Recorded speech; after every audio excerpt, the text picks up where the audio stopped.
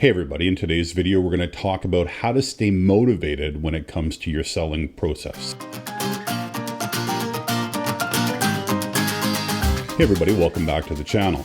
So in the last couple of weeks, I've noticed a lot of clients have had challenges staying motivated when it comes to their selling. Now, it might be because they had a really long year last year, they haven't had a vacation yet this year, and they're probably just burnt out. Now, this happens to all of us, and today I want to share with you a process that I go through in order to stay motivated when it comes to my selling function on a daily basis. Now, the first thing that I remember is that when it comes to sales, all of us, myself included, tend to overthink it. We look to make it more complicated than it needs to be because we think that it needs to be hard. Even someone like me who's been selling for the better part of 30 years will still try to make things difficult if I let them.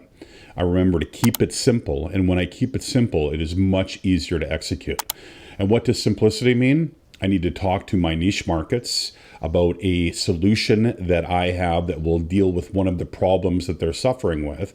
And my job is just to educate the market that that solution exists. If I'm talking to a qualified prospect that has means, the money to pay, and need the problem that I have a solution for, they're going to buy. That is it in a nutshell. That is the fundamental piece that I remember when I'm making sales harder than they need to be. I'm also mindful of the fact that every client that I have now, whether it be a one-on-one or a corporate client, was once a stranger. And I was either introduced to them by someone else, or I called them out of the blue, a cold call, and got to know them. Now, not all of them closed right away. Some took time, and some weeks, months. I even have a client that I met I think about 8 years ago in New Brunswick who heard me speak at an event, who ended up calling 8 years later. Like, think 96 months between when we first met and talked to when we actually started to do business.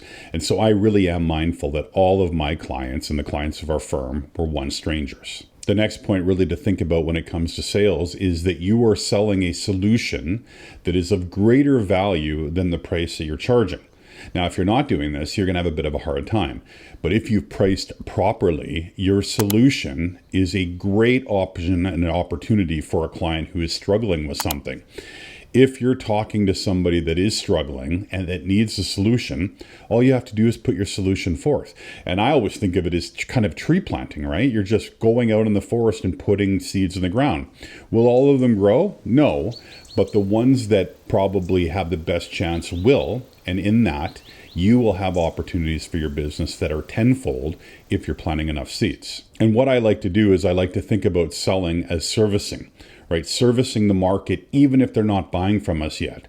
There's nothing worse than having a problem and you don't have a solution for it. And so really, I don't see it as going out to the market and kind of hawking my wares, but instead servicing the market, letting them know that we have a niche offering that can address a particular concern they have, and that we're willing to work with them if and when they see a need. We're not trying to convince them. We're just putting the solution forth and letting them make the decision. And really, when you think about sales, all sales is you fixing a problem. If you're selling cars, problem is people need a new car, they need a car because they don't have one at all, something like that. If you're selling real estate, you're selling people a home who don't have a home, need a larger home, need a smaller home, and all of that. I want you to really focus on the solution that you're providing, not the sales that you're doing. If you consider yourself a servant leader, which is somebody who is in the market looking to leave people better than you find them, sales can't help but happen. But if you just focus on selling without thinking about the service and solution you're offering, that's going to turn out probably not as good as you'd like it to.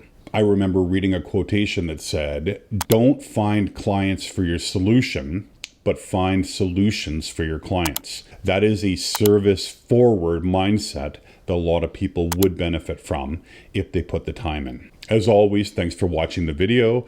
If you enjoyed it, give it a thumbs up. Consider subscribing if you haven't so you know when videos are coming out.